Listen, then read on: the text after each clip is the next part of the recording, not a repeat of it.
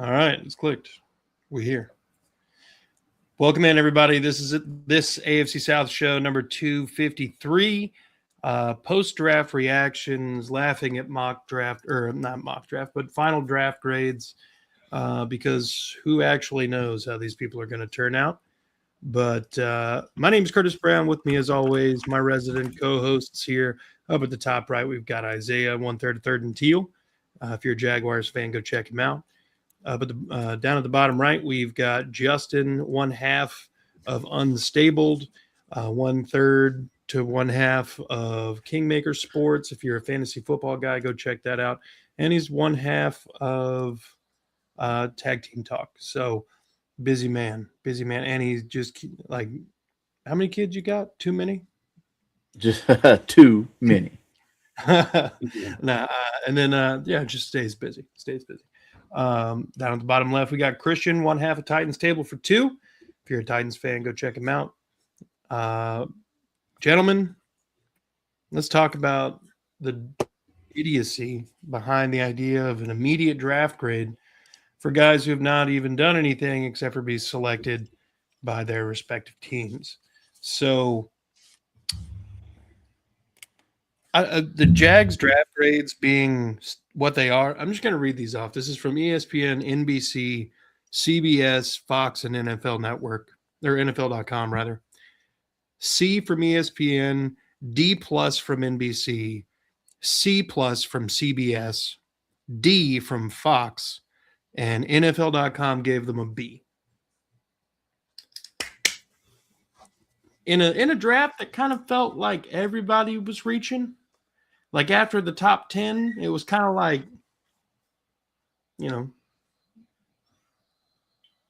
where does everybody else fall? Nobody really knew how anybody was actually ranked. And then it felt this year more than others, the consensus big board or whatever the hell they want to call it was so far out of whack. Yep.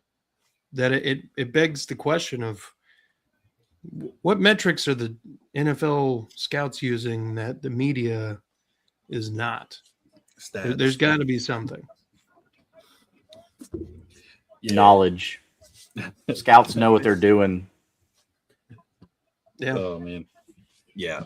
No, the Jags one's funny because, like, they're like, oh yeah, this guy was projected to go somewhere between 120 and 180. It's like, okay, but that's a really big range. Yeah. Like, clearly that tells me there was no consensus. But then you have guys coming out after the draft that are like, yeah, I'm close with some organizations. I've talked to them. I've talked to their scouts, and whatever. Okay, cool. People claim things, but they're like, yeah, Bjorkacher was going in the 15 to 20 picks. I mean, 5 tight ends were drafted in the next 20 picks or 30 picks, whatever it was. And they were all like, none of the tight ends of this class outside of what's his face, the Shadiq, I think. He was like the only one that was like a crazy, insane. Stowers as well, but like, this wasn't a receiving tight end class. This was a contested catch blocking tight end class, and but also too, I mean, just people are like, oh, if you switch Pregnon and Bjorkacher, it's a good draft. I'm like, well, they got both of them. So why do we have to switch them? They got both of them. The grade would be the same either way. But not to mention, exactly, Bjorkacher was the 3rd best guard, or second, depending on who you talk to, and he was ranked, but somewhere between 30 and 50, and we got him at 88. So like clearly the consensus was not the consensus because Emmanuel Pregnon, I don't think he missed a single game in college. He transferred a lot, but like everybody wanted Pregnon, and then he falls to 88, and it's like, okay. Was there really a consensus? It sounds like there wasn't. And it sounds like teams now more than ever are just going away from it and don't care anymore. You have teams like the Rams finding guys like Puka Nacua in the 5th round. And, Fred Warner was a later round pick. I mean, it's just you're looking for what you want and you just go get it at this point. Yeah. But NFL.com, baby. Yeah, I feel like NFL.com was far and away the most generous to us all. They gave the Texans a B, the Colts a B, and the Titans an A-. So I mean, it's one of the most generous I've seen for us personally. Yeah, I've seen some C's and some C- for the Titans. I think that's asinine. The Tate, boy, that Tate pick shocked the world. That one, Yeah. but again, they made so many other great. I mean, especially the fact that Anthony Hill Jr. fell to them because we were too stupid to pick him. Like, dude, I mean, that was amazing. Like that made up. I was sitting there like, no. Funny thing, I could show you the text too between me and Andrew when we made that trade back up in to what was it, the second round for Hill. We both said Pregnon. That's what we thought. Oh, yeah. We thought it was Pregnon. Like, and I was both disappointed and actually really excited when we didn't take him. I was like, oh, Hill's gonna be good, man. Yeah, because Hill's fast. He's violent, man. He's going to fit that Robert Saleh style defense perfectly to a T, man. I think he's possibly going to be the best player out of this draft for us personally this year. Honestly, he's going to be a guy that can come in and make an effect immediately. So, but yeah, we definitely thought it was Pregnon when they moved up. I said, oh yeah, they're. And that's what we wanted too, man. Yeah, absolutely. So that was actually a steal for Jacksonville in my opinion. Yeah. I mean, as soon as they picked him, I was like, okay, like the Bjorkshire pick, don't care anymore. Like, yeah. Oh, and it was a double-edged sword when we didn't pick him, and then y'all got it. I was like, yeah. Then we didn't pick Hill, and y'all got Hill, and I was like, damn. Yeah, like, yeah. Both of those you can look at. Yeah. It's funny how that works out, man. Yeah, yeah. So both of us got really great players, and Mel Kiper, I got to address him. I mean, I know because he's like the standard, right? He gave the Carnell Tate pick like a C or a C plus maybe or something. It's just ridiculous, man. It's the bias towards the small market teams, in my opinion, because I think he had Carnell Tate projected at number 5 to the Giants at some point, which a number of people did actually. So I saw him a lot mocked it, Yeah, and if they had gone to the Giants, this Carnell Tate pick to the Giants, I think is really exceptional. It's going to help Jackson Dart. I was waiting to hear Shedeur Sanders' name, again, because he can't just get over it, man. This guy, man, he's not. That's why it's all silly. This goes back to Curtis's point, man. Like, what does everybody really know in the media? Because Mel Kiper thought Jimmy Clausen was also going to be, and I say Mel Kiper because he's been the standard for us in all of our youth and everything. Yeah. That was like. Well, you do it for so long, you're gonna have some L's. You're gonna take some L's every now and then. Like, I don't know. None of us ever know. None of us ever know if anybody's going to work out or not. Okay, you're back. There we go. Sorry, guys. Yeah. Furthermore, onward. Well, that was like, and I'm not saying this at all, Justin. Like, this is not a slight towards you or anything at all. It's whenever I say this, but like at one point, Nussmeier was projected in the first round, and they were talking about that, and they were like, "Oh, he's going to go round 1 or round 2," and then he went round 6 or 5. What was it? Oh, you know about this year? They were saying that this year. Yeah, this year. Oh, I hadn't heard that, but not in a couple years. Like Nussmeier 2 years ago, like he was going to be like one of the top guys. Yeah, Nussmeier was him and Aller last year were supposed to be 2 of the top guys. I wasn't sure which name we were talking about. Okay, yeah. And Klubnik was another one that like 2-3 years ago he was going to be the first overall pick, the best guy in the draft, and now look at him. Aller to the Steelers. So having an off year. There's some teams, and I'd like to get into one of them from the Titans where I think y'all got a steal, and I'm interested to talk about him a little later on. Sure. And I think before we move on from I'm sorry, Isaiah, I didn't mean to cut you off. You're good, dude. Before we move on from the point, I think maybe kind of some of the lessons we've learned from this draft, maybe, and maybe you can even say the last couple, is go ahead and get to the league, when you can. Maybe don't. Oh, yeah. Because, a guy like Gerard McCoy, that's a guy that was a top 10 pick projected for a while. And look what happened to him. That knee issue is a really big issue. It's not just like kind of a normal knee. And go ahead and get to the league when you can, man, I think is kind of some of the lessons that people guys are learning. Yeah, you think like, oh, I'm going to go back and I'm going to go back and win it next year. Mm-hmm. Yeah, that's not a guarantee. Exactly. Oregon's quarterback just did it. Dante Moore. Mm-hmm. He decided to go back because he was like, "Oh, I'm gonna go win it next year." You think? Because you could have been the number 1 or number 2 guy this year. Next year, you might be a round 3 guy if things don't go your way. Wasn't Carson Beck like projected much higher last year? And he stayed and took all that money in Miami. Annabella Danger. No, it was a 3rd round pick. Yeah, I think so. To the Cardinals, which surprised me too. I didn't think he was. There was better quarterback prospects than him. But then again, he's been playing college football for 8 years. So yeah, He better be ready. Yeah, I mean, what I was gonna say though too is like Drew L.R., which as much as I mean, I don't know how I really feel about him. I haven't watched him enough to really have an opinion, but I feel like him going to the Steelers was like the perfect setup because he just reminds me of Big Ben with the fact that he's not the most accurate quarterback, but he's 6'5", 230, and has an arm. He can just sling the ball. But yeah, we'll see though. But yeah, I mean, I really think that this year just proved that nobody really knows what they're talking about whenever there's not as many premium draft picks. Like every other year, there's been so many more premium draft picks. This year, it was just like it was premium when it comes to speed and athleticism, but there was like these players weren't the players we've seen in previous years. Sure. No, Absolutely. there's been so many people I've talked to that like this whole draft was just weird. Like people didn't the landing spots were horrible this year. And I know in the past we've said that about a few people and stuff like that, but this was like almost everybody, especially in the fantasy community. It's like, what the heck? This does nothing. Yeah. So it's gonna be like rookie draft's gonna be crazy. Like people are already like their top 6 rookie picks. After that, they're getting out of them. They're running away. They're trying to trade away from anything next year.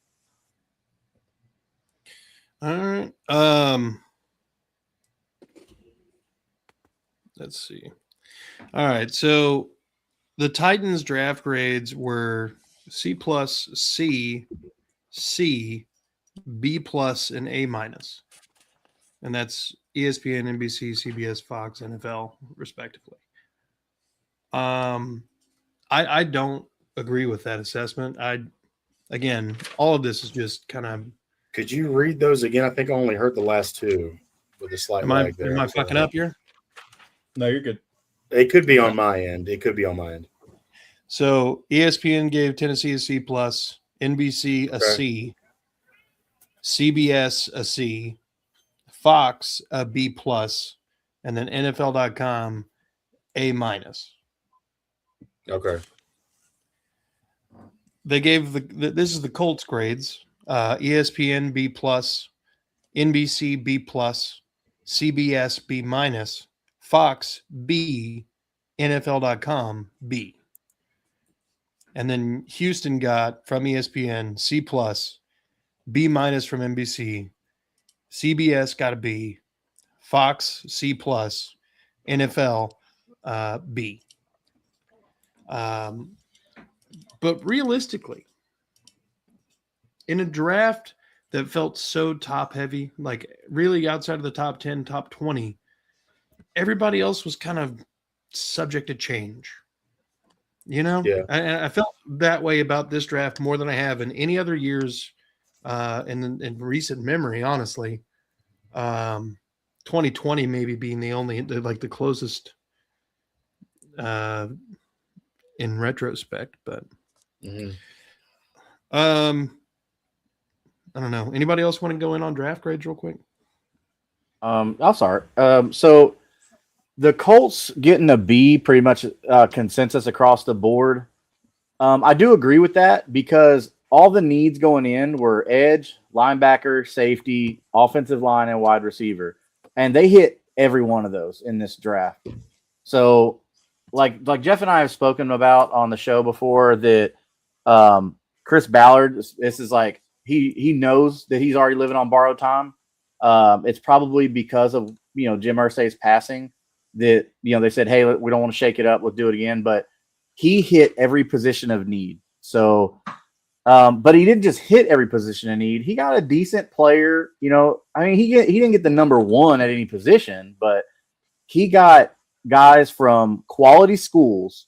And now when I say quality schools, these are the schools I'm talking about: Georgia, LSU, Kentucky, Oregon, Florida, Ohio State, Oklahoma. Like those teams play other good teams. So these guys are playing other potential NFL players. You're not in like Conference USA, Sam Houston State, playing Stephen F. Austin. You're not doing that. So I agree with the B grade, with that. But what do y'all think? I like the Caden Curry pick. And I think y'all did well considering you had to wait so long. That was painful. Yeah, I know it had to be, man. I like the C.J. Allen pick though, coming from Georgia, man. Proven school year and year after year, for the past however long.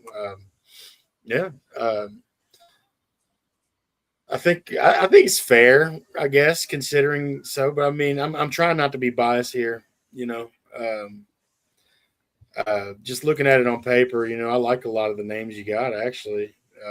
Well, we don't have to be biased because when you think we're still the AFC South, so we can have each other's back. Yeah, absolutely. Later on the show, there's players that each one of your teams drafted that I'm gonna just like be googly eyed over when we get there. So there don't have to be any bias at all. Curtis. A good player is a good player no matter what team they're on. I think y'all got a good guy with I love that Caden McDonald pick for Houston, man. I was jealous. Even though that wasn't a real big need for us or anything, I like that guy. I will say with the Colts, me personally, and I do think that the Titans had the best draft, in my opinion, only because I think they have more instant impact out of this draft because they needed more instant impact out of this draft. That's the only reason I'm saying. Yeah. I think they filled the most spots with players who will get time this year, a considerable time. Yeah. But with the Colts, the one thing that I kind of scratched my head on, but I fully understand, was the C.J. Allen pick over Anthony Hill Jr. I think Anthony Hill Jr. is more NFL ready currently as it stands today, if you were to put them both on the field. But I do think that C.J. Allen is a little bit more athletic, and honestly, he hits harder. I mean, that dude is a freight train in the hole whenever he hits people. And I think he does have a little bit more upside. I don't know that he's going to be the green dot in year 1 or year 2, like Anthony Hill may be able to be. But honestly, I think that was a great pick. The Halsey pick, I like Halsey out of LSU. I hate LSU, but I like Halsey. I like that too. Yeah.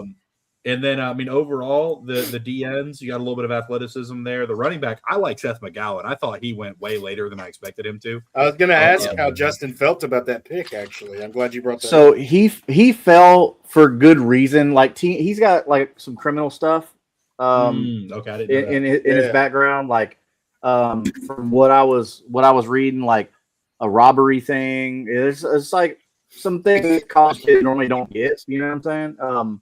Unless you're Aaron Hernandez, but and that's also a jab at you too, Isaiah. The Florida, but no, I'm not against the Seth McGowan thing. He's one of those guys that he's gonna be a backup, like a perennial backup. Mm-hmm. At no point is he gonna be a starter or fight for starting positions, especially over Jonathan Taylor. I mean, anybody out there, let's be real, right? It's a 7th-round pick, I mean. Yeah, I mean, you're getting pretty much best player available at whatever position you need. You need a backup running back? All right. Why not a Seth McGowan who fell for legal issues? Well, you're taking him to Indianapolis. He's not going to have those issues in Indianapolis. Like, he's going out in the country rural area-ish, so those problems are going to go away. But, the what? The Midwest. Oh, yeah. I don't think that's very Midwest, but when I think Midwest, I'm thinking like Montana. Technically, Ohio is like the Midwest. Just east of Central America. Central America. If we're being specific. Midwest just doesn't sound right when I hear it. Yeah. I like the Colts draft though overall. I mean, I think a B is I think sitting around a B, whether it's B plus, B minus, B is an average. I mean, I think that's solid, and I think that these guys will be good players for the Colts for years to come. I think without a first round talent, I think a B is pretty good. Without a first round talent, if y'all had a first round pick, you may get a better grade too. Mayhaps. Sauce Gardner better pay off. That's all I know. For real. We took Sauce Gardner in the first round this year. Like, I don't know if they're grading y'all on a curve because y'all don't have a first round pick, but if you had a first round pick and another player on that draft that was first round caliber, you probably have a little bit better grade as well, in my opinion. Well, all I'm saying is if they're grading the Colts on a curve, they should have graded the Jags on a curve because they also didn't have a first round pick, and that did not. That's true. No, that's true. But no, I like C.J. Allen. He was somebody I wanted the Texans to grab.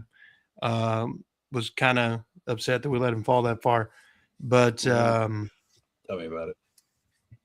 I'm trying to think. I had my eye on McGowan. I'd taken him several times in the later rounds of the mock drafts, but I think he's going to fit in pretty well with the Colts.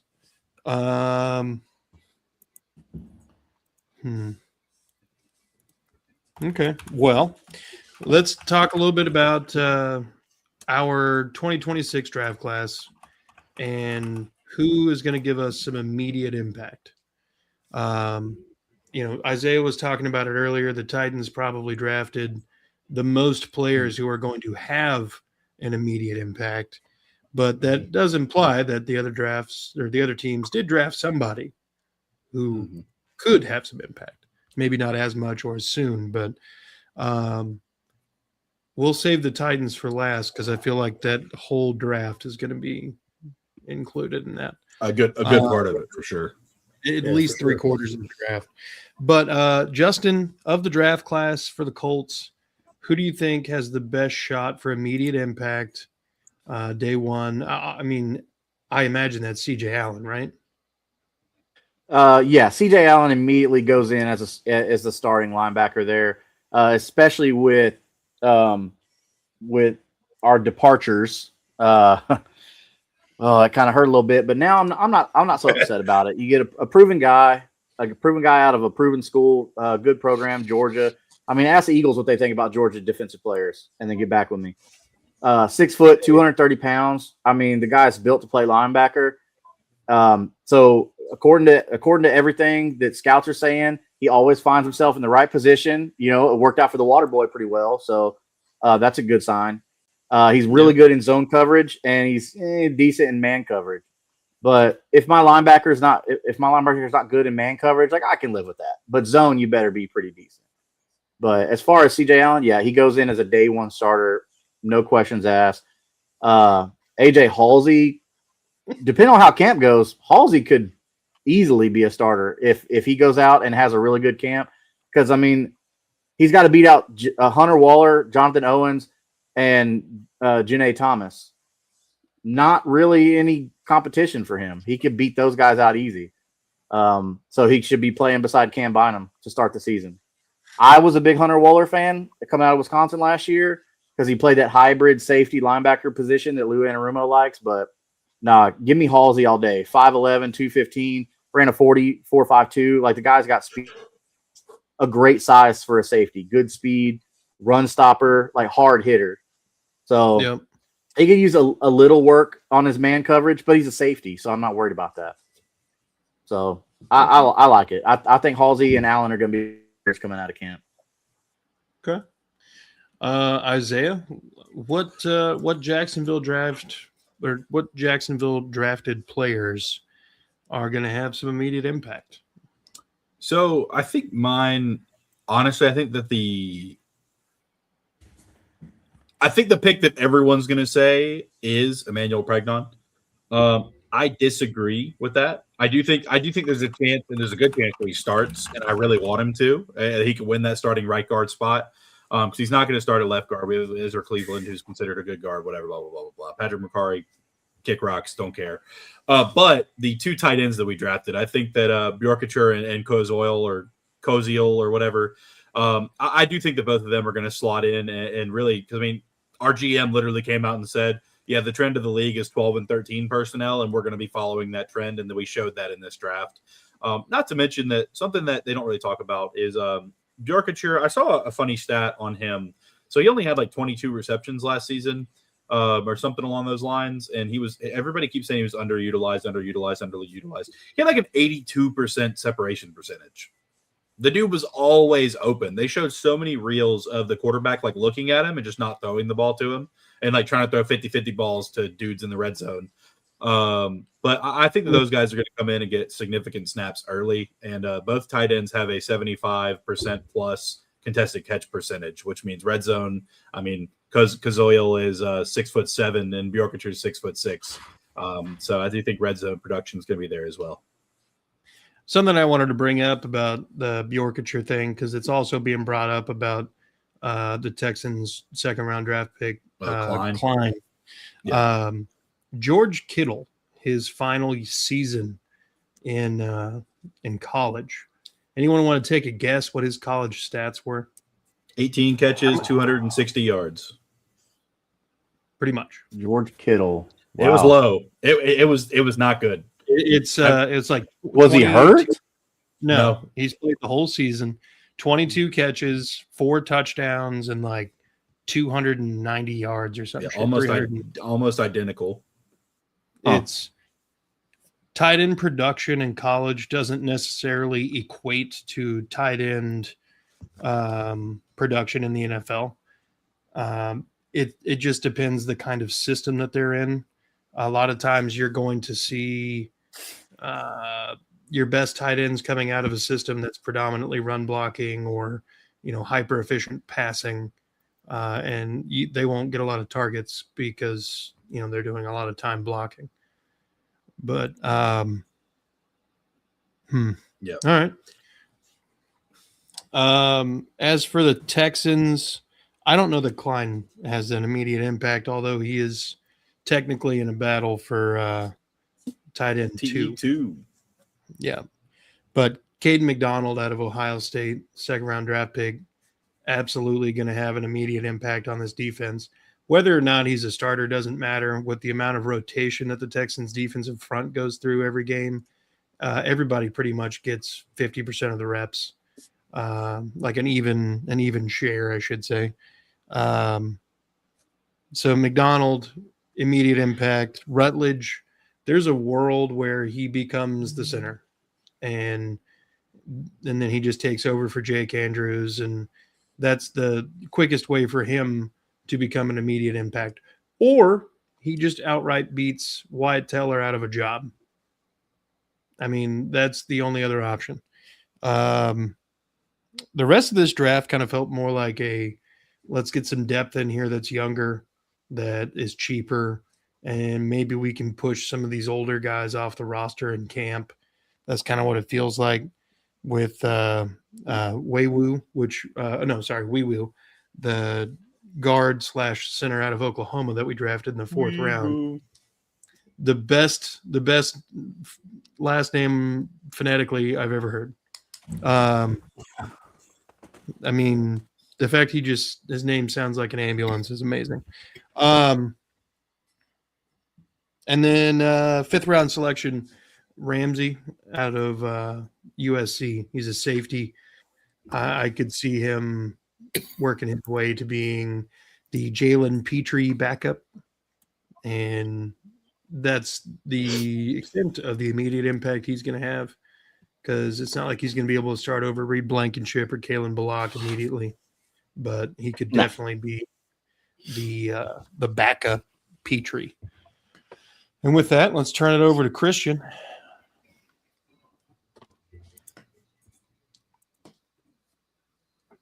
Titans. Oh, you want me to just go? Yeah, I mean, Yeah. Dude, I mean, I'm really enjoying Borgonzi's work the last couple of years. I think that he addressed all of the needs. I was kind of surprised we went linebacker instead of interior offensive line on that trade up in the 2nd round, but I was happy with it. Once I saw that we took Anthony Hill, he's going to be fabulous. I think he has a chance to make an immediate impact. Carnell Tate for sure is going to make an immediate impact. And believe it or not, these guys that we took in the later rounds on the offensive line, like Fernando Carmona and a Pat Coogan, they're going to have a chance to make an immediate impact because as thin as this offensive line is, and some of the free agents that we picked up for the offensive line in particular, a lot of Titans fans and stuff are questioning. That's just a lot of guys that Dable has kind of worked with in the past, but really nobody that just jumps off the page. It's just kind of run of the mill sort of depth guys. So they're definitely going to have a chance to compete. That being Fernando Carmona and Pat Coogan. Yeah. And we'll kind of see from there. But yeah, I like everything that they kind of did. I really love the Nick Singleton pick. You might see him in there a little bit. I think Tajay Spears is kind of going to have to figure it out, or we're going to be moving along from that before time's over. Yeah. And we'll just kind of see. But yeah, definitely Carnell Tate. I'd say Anthony Hill and both of our offensive linemen in later rounds on the interior. Those four guys in particular, I think will make an immediate impact because those linemen are definitely going to have a chance to start. So to your point about Nick Singleton, so he's the guy on your team that I think was the biggest steal for you guys. Mm-hmm. Nick Absolutely. Singleton he was just a victim. Him and Katron Allen both were just a victim of just poor offensive play, especially after Drew Aller went down. They lost their head coach. I mean, it was crazy over there in Penn State. Mm-hmm. Nick Singleton, 2 years ago, was like the top running back in the class, hands down. Mm-hmm. Nobody close. Like set it free. He was the Jordan Love, the Jeremiah Love, all the things, right? So mm-hmm. that kind of talent just doesn't go away. It's just diverted. So Absolutely. For you to get Nick Singleton, because he's a running back, I think in terms of fantasy football, right? I can't help it. So Tajay Spears, you got a new regime in Tennessee. Tajay Spears is not their guy. Tony Pollard is not their guy. No. Like those two guys will be gone soon. You will have Nick Singleton on a rookie deal.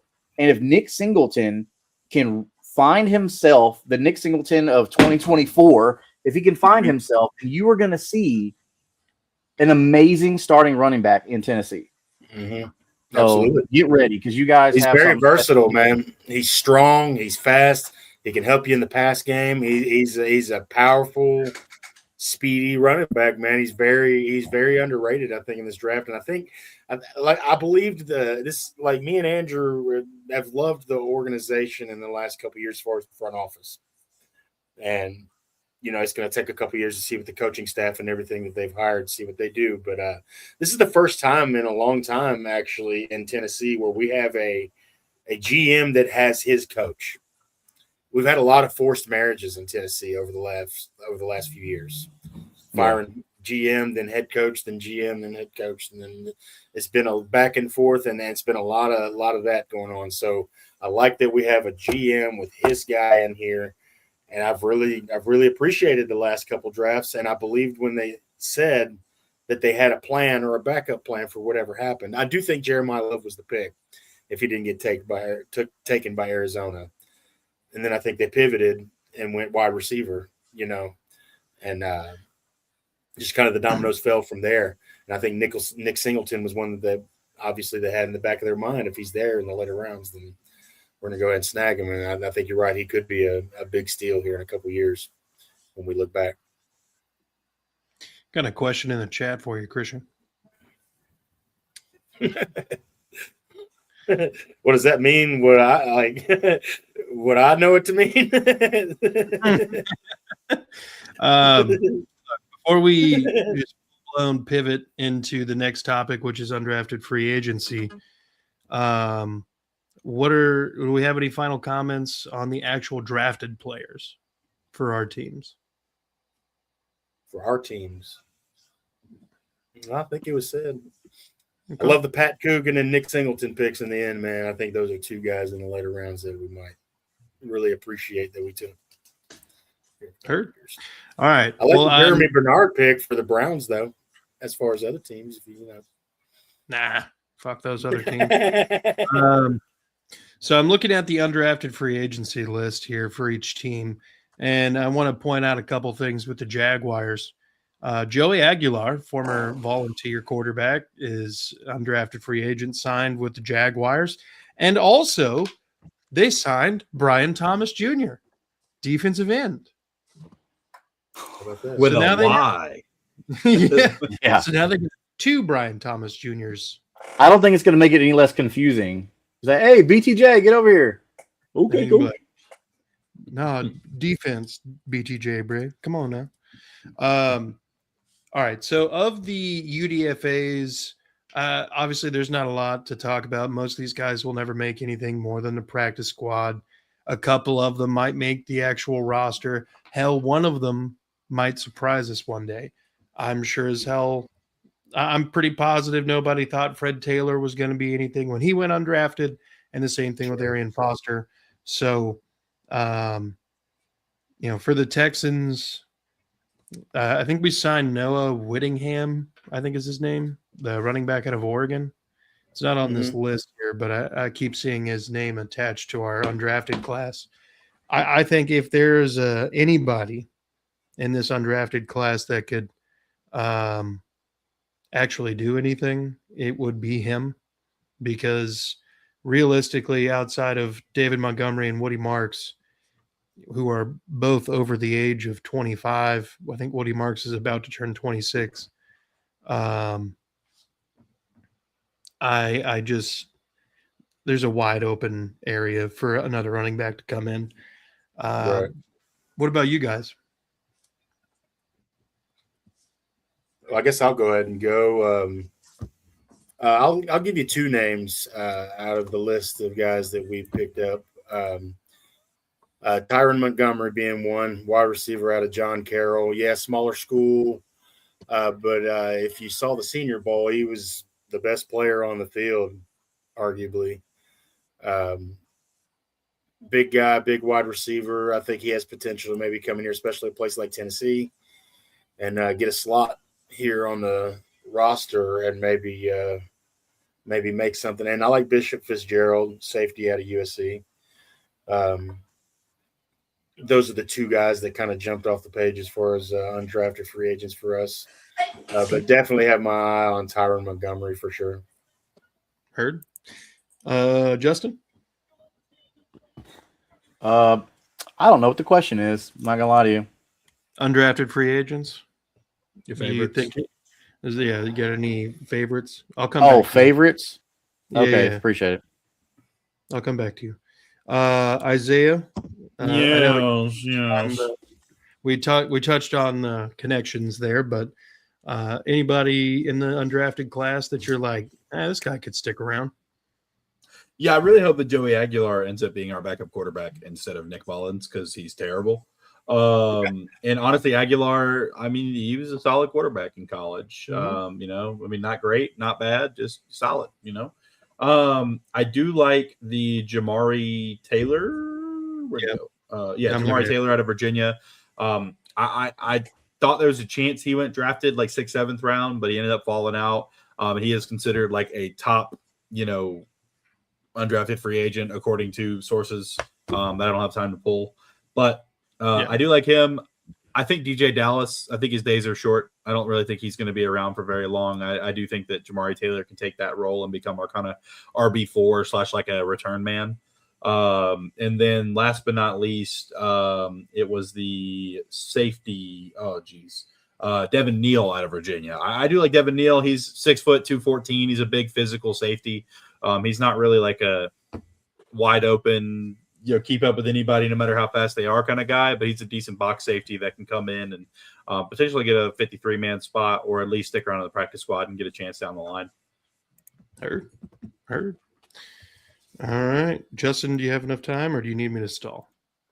No. So the reason why I was like trying to think is because there's nobody special that the Colts got. Like, none of these guys are anybody special. Hell, some of these guys I ain't never heard of before. Yeah, well, there's a lot of that, but isn't there like 3 linebackers you brought on? I feel like one of them. Yeah, so a lot of depth, because I'm noticing that this year they went defense heavy. So just in the offseason, they acquired 17 defensive players through draft or free agency, and then only 5 offensive players.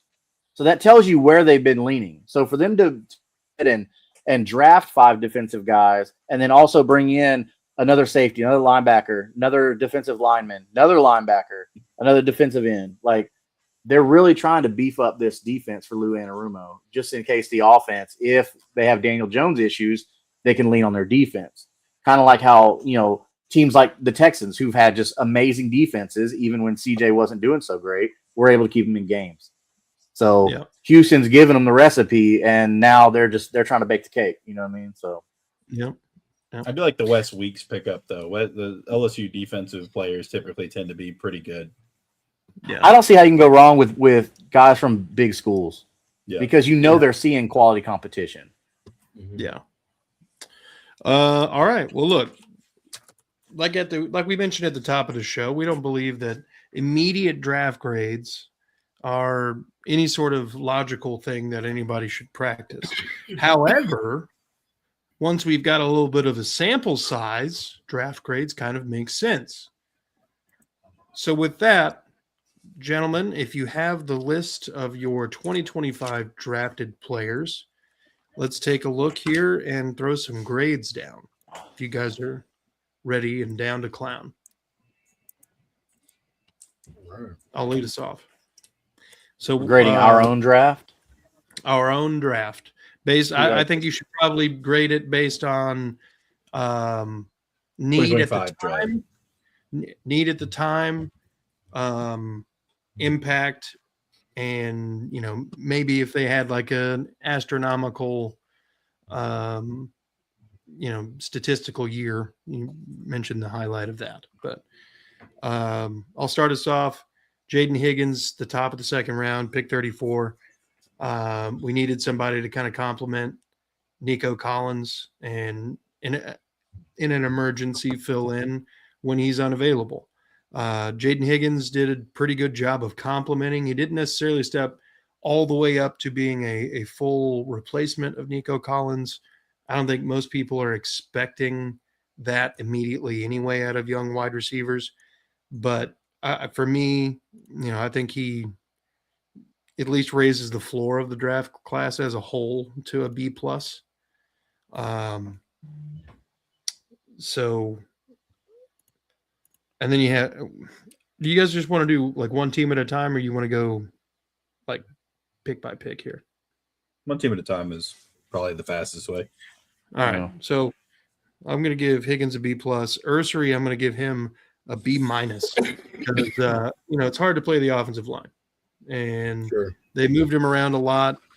I don't think they expected that he was going to be available in the draft. That's why they signed Cam Robinson, and then Cam Robinson got hurt in camp and never saw the field outside of one game because of injury, and then after that he never saw the field again.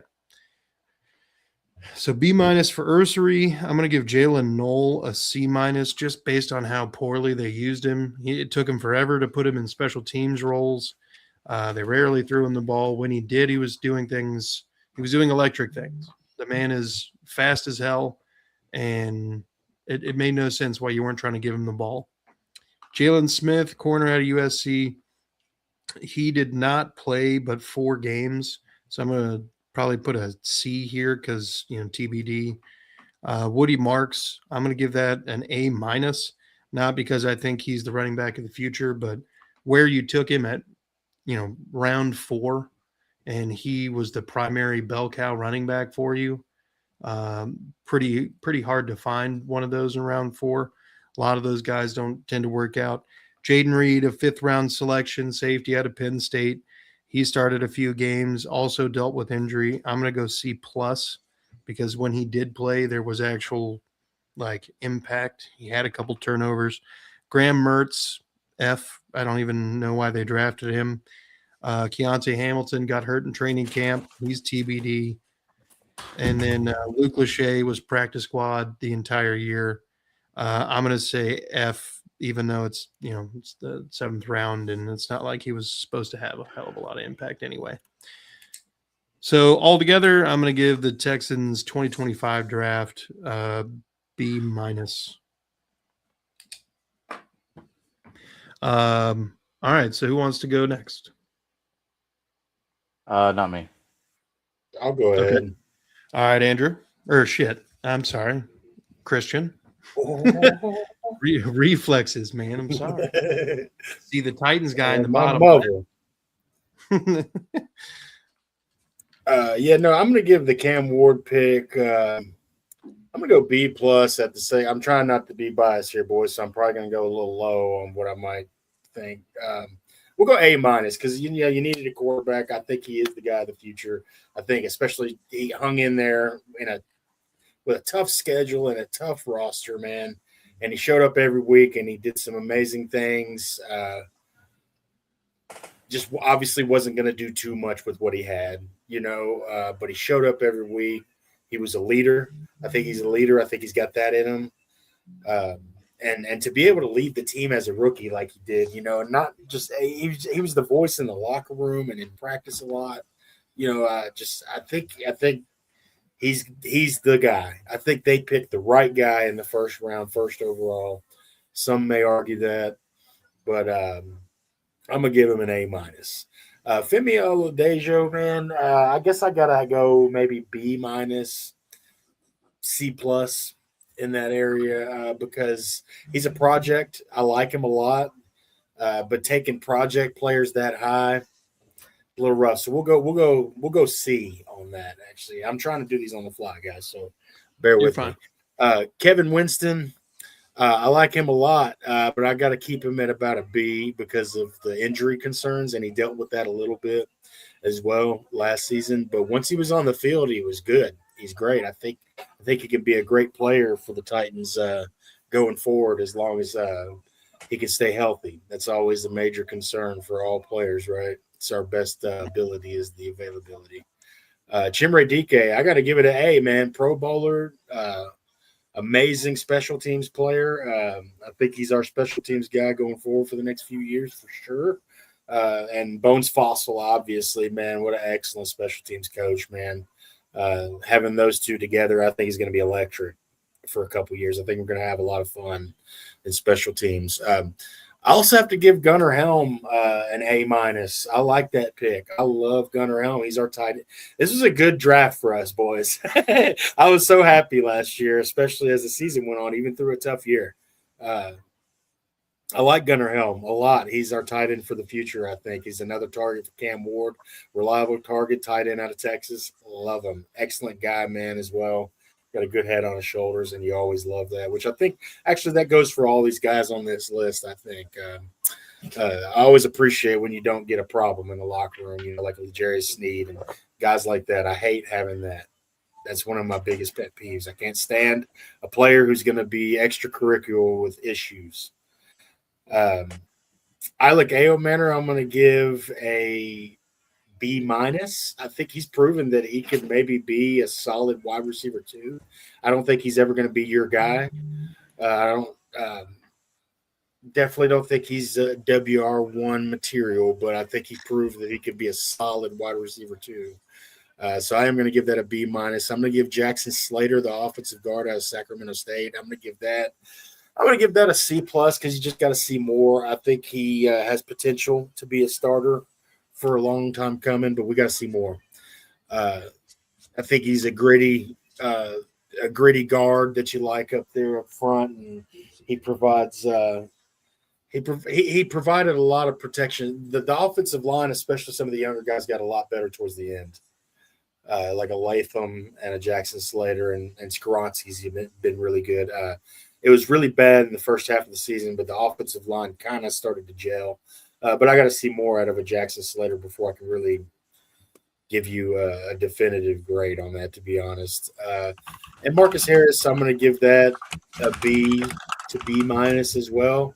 You also got to see a little more, but he proved for a 6th-round pick, he proved that he has potential to be our nickel, and that's what we need. And I think they're kind of banking on that this year because I haven't really seen them. We did kind of flip the cornerback room a little bit, but we dropped a few as well. So we'll see.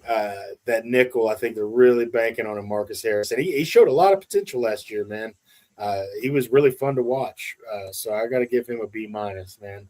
And Khalil Mullings, man, just kind of I think he's the former linebacker, right, out of Michigan, turned running back. I like him. I'm a big fan, but I got to say C minus at least, maybe even a D because there's not been much out of that. It's just kind of like what you picked for what was available at the time there. And we didn't have 7th-round picks last year, so that was our last pick was that second 6th rounder. But Yeah, I don't know. I was trying to keep that non-biased, man. That was tough. I'm not gonna lie. Yeah, it gets that way. All right, Isaiah. Yeah, I mean, honestly, just trying to be as objective as possible here. I think what we saw out of Travis Hunter, you like, but realistically, I'd say like maybe a B minus, C plus, just because of what we gave up for him, honestly, and the fact that he only played 7 games is really more of why I'm going there. I think he played well at corner, but I mean, we just didn't really get a lot out of him for how much we gave up. But of course, that's partially due to he only played. He's going to be a great player, man. Oh yeah, I've got no doubt he won't be, but just how it sits today. Caleb Ransaw, it's a question mark. He didn't really play at all. Wyatt Millum, question mark, didn't really play at all. That was 88 and 89 last year. Bashal Tootin, I'd say honestly that one's probably a B plus to an A minus for me personally, only because clearly they liked him enough that Travis Etienne's no longer on the team and we didn't feel the need to pay him. But also, too, you saw glimpses where if he doesn't stumble, he's gone for 50, 60 yards. I mean, the dude's got 4.33 speed. He's a solid compact player. He plays good through contact. So just a matter of time before he hits it. I mean, he kind of has to this season, or we gave up ETN for nothing. Jack Kaiser didn't really play at all. So, I mean, kind of question mark. Jalen McLeod was hurt, question mark. Raywan Lane, we saw some plays of him on special teams. I think he was a A+ special teamer, but a C+ player whenever he was on the field. He played well enough, but not enough to get enough snaps. Jonah Monheim, honestly, I'd say like a B+. When he came in and played, he allowed 0 sacks in the 2 or 3 games that he played as a backup for Robert Hainsey. And he's a guy that you could see yourself with long term, which actually his new teammate, Pregnon, they played together the previous season at I think it was USC or UCLA, whatever. USC, I think is where it was. And then LaQuint Allen Jr., I think LaQuint Allen Jr. for a 7th round pick was a B+ to an A-. One of the best pass blocking running backs in the league right out of the gate, in my opinion. Again, my opinion. You got to have some fucking stones on you to knock over Jeffrey Simmons and then tell him to suck your dick right on top of him. And honestly, whenever he came in and played, he got decent rushes. I mean, he had 23 carries for 94 yards and 10 receptions for 54 yards. So those are pretty solid numbers carrying the football and catching the football. Just didn't get a lot of opportunities because, again, ETN was still the guy. But overall, draft class, I mean, I played probably right now C+, B- maybe. But there's just too much unknown for me to really go all in on a grade here just because we had a couple guys that didn't play a single snap due to injury. Caleb Ransaw, Jalen McLeod. We had Wyatt Millum and a couple other guys that didn't really play much because of injury. So that's kind of where I'm at with it. Just kind of a lot of unknown. Yeah. Hoping to get more production this year now that everybody's back and healthy. Ought to do a 2024 draft grade next year, man, or next week, because that's my belief. I think you're 2-3 years in before you get a genuine grade, honestly. Yeah, before you get the real feel for what they actually are. Well, some players, like the Colts tight end that they took in the first round last year, don't need any time at all to hit the ground running. Actually, you become elite day one. He was kicking butts for me all year. Exactly. Yeah, that's one Tyler Warren. I don't think anybody could argue with me on this. A+ grade on that one. I mean, Absolutely. He's going to be one of the top tight ends in the league for a handful of years. So the next one, JT Tuamalau. I think I'm saying that right. If I'm not, sorry. Edge rusher. Attempt to me. Is our edge rusher.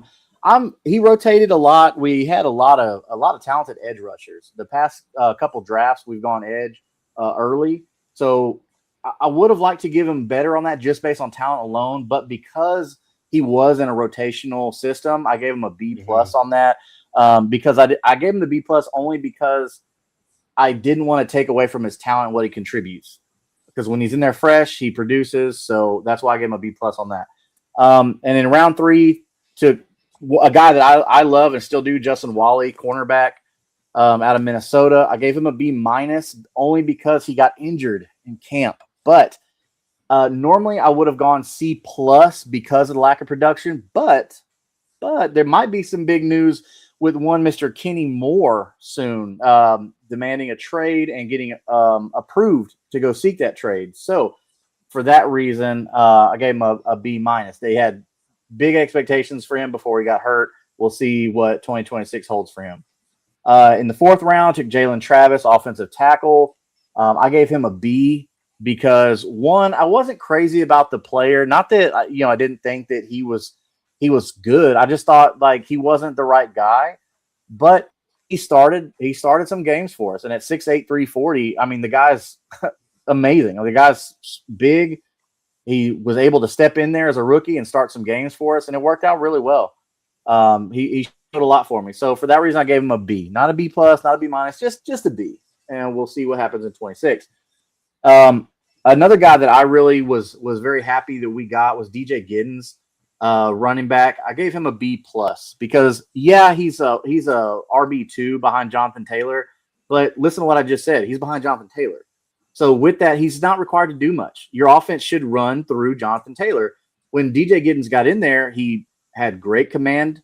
He had good ball vision. He didn't do anything wrong. So I gave him a B+ for that. So as a running back too, as a backup, I think he's a B+ backup. And then in round 6, another guy that I was googly over in the draft. All of you can attest to this. Riley Leonard, quarterback out of Notre Dame. I gave him a B-. Now the grade would have been lower if he wouldn't have come out and showed well in his opportunities. So after Daniel Jones went down and the Phillip Rivers experiment had taken its turn, they turned to the rookie Riley Leonard, and he came in and he did well for them. So I gave him a B- on that. If he wouldn't have gotten any playing time, I would have just gone like C- on that. But I liked what I saw as a backup. So I'm looking seeing what he camp if he takes any steps forward. Not that he's going to take over for Daniel Jones. And in the 6th round, defensive tackle Tim Smith. The only reason he saw the field was because of injuries, and even then he was rotating. So he didn't do anything special. I gave him a C, just because, man, he just was a guy. He's just a rotational depth piece. There's nothing special about this guy, but depth at the position was important when you have injuries like that. So round 7 to finish it off, Hunter Waller, somebody that I scouted heavily during the combine. I thought he was a safety. They have him down now as a linebacker. So we talked about this right after the combine. I thought he was a good hybrid player. And then Lou Anarumo drafted him, like, boom, that right there tells me right there. He's going to use him in that hybrid position, that linebacker safety hybrid. Again, got hurt. So because of the injury, we didn't get to actually see what he can do on Sundays. I gave him a B-. I think he's got the right size to be decent as a linebacker. Really, I should make him a C. I'm gonna change that. I'm gonna change Hunter Waller to a C because we never got to see what he can do, and he wasn't like highly touted. So I'm gonna go C on that one. So I guess all in all, my average here would be about a B-, but Tyler Warren saves it with his A+. Yeah. Valid. That should be everybody, right? That's the last one. Absolutely. All right. Well, gentlemen, I think that's a good spot to go ahead and wrap it up.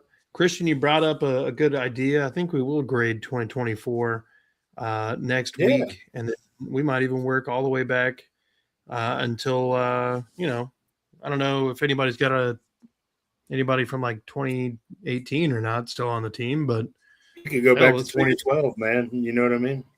It'd be fun to do. You got 4 months until freaking football, man. So it's this is where the off season really starts now. So we get to go enjoy practices if you're lucky enough to attend one and stuff like that. But yeah, other than that, man, we got a long time until football. Well, with that, gentlemen, I appreciate you coming on this evening. If you're new here, hit the subscribe button. If you're a Titans fan, go check out Christian and Andrew over at Titans Table for Two. If you're a Colts fan, go check out Justin and Jeff at Unstabled. If you're a Jaguars fan, go check out Isaiah and the boys over on Third and Teal. And if you're a Texans fan, come check me out at That Real Texas Team Podcast. Without any further ado, be good people. Fuck the Cowboys. That's right. We can all agree on that.